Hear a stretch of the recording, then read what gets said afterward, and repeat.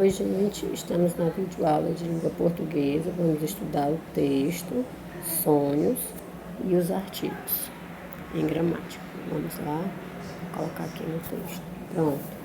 O nome do texto é Sonhos. Vamos ler. Se eu ganhasse na loteria, compraria 10 linhas de telefone e me desligaria do mundo. Acho um inferno a implicância desta casa. Bastou eu pegar no telefone para todo mundo precisar dele. Meu papai reclamar dos impulsos, para a mamãe falar que é vocação de telefonista, que é deslumbramento. Se fico meia horinha batendo papo com uma amiga ou com um paquera especial, vira guerra, tremor de terra, vira eclipse e terremoto, interurbano. Então, pede fruto proibido, e ai de mim se ousar. Quando vem a conta no fim do mês, tenho que botar algodão nos ouvidos para sobreviver ao falatório. Se eu ganhasse na loteria, compraria 10 linhas, falaria 20 horas por dia e ai de quem implicasse. Certo? O texto fala, né? Quando vocês forem fazer o estudo do texto, e a gente já falou aqui do vocabulário, né? Lá pergunta qual é o motivo da personagem, né, ser revoltada, ter revolta. Ora, ela reclama, porque toda vez que ela pega lá no telefone, né, tem sempre alguém que vai lá e faz alguma crítica a ela, né? Depois, pergunta-se também do texto qual é a pretensão dela, da narradora, que ela que conta a história. O que ela quer com essas reclamações? Ela disse que queria ganhar na loteria, né? Para poder ela mesma custear o telefone. E achei esse texto ele não é tão atual, porque hoje em dia quase todo mundo tem o seu próprio telefone, né? Quase não existe telefone de linha na casa das pessoas, né? Terceira, que idade você acha que ela tem? Provavelmente ela deve ser adolescente, está na época de namorar, porque ela fala de paquera e fala de amigos, né? E hoje em dia a questão de ligação ficou tudo por conta da internet e do WhatsApp, né? As redes sociais. 4. Qual é a estratégia, né, que ela faz para poder os pais, né, não ouvir o falatório dos pais das pessoas? Ela coloca o algodão nos ouvidos, né?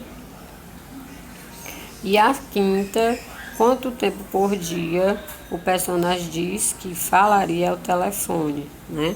Ela diz lá que poderia falar até 20 horas, olha, quase um dia. Ela poderia ficar quase um dia inteiro pendurada no telefone. E olha que hoje em dia as pessoas, né, quase não dormem, passam as madrugadas afora fazendo vídeo, tudo enquanto para poder, né, se comunicar. Então, vamos agora para o artigo. Comentário do texto, lido do texto, estudo do texto. Vamos para o artigo, na página 92. Vocês vão ver aí um trecho de um poema, Hei de comparar-te a um dia de verão, de William Shakespeare. Todo mundo já deve ter falado já ter ouvido, né, ter falar no William Shakespeare, que era, né, provavelmente aí um poeta, né? Vamos ler aqui o trecho de alguma coisa que ele escreveu.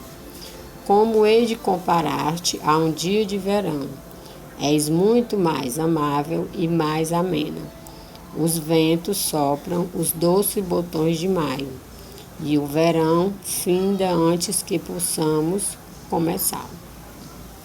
Muitas dessas leituras de poema vocês não entendem, as pessoas entendem porque não gostam de ler, e outra não entendem o sentido das palavras que leram lá. Lê palavras, mas não sabem.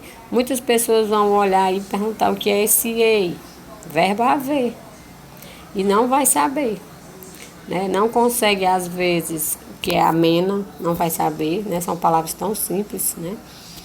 E aí não vai saber, mas isso aí não vem ao caso. O que a gente vai ver nesse poema são as palavrinhas que estão lá em escuro, né, que é o o os e o o, que é essas palavrinhas, né, que elas são monossílabas, são chamadas de artigo. É isso que ele quer que a gente veja no texto lá do Shakespeare.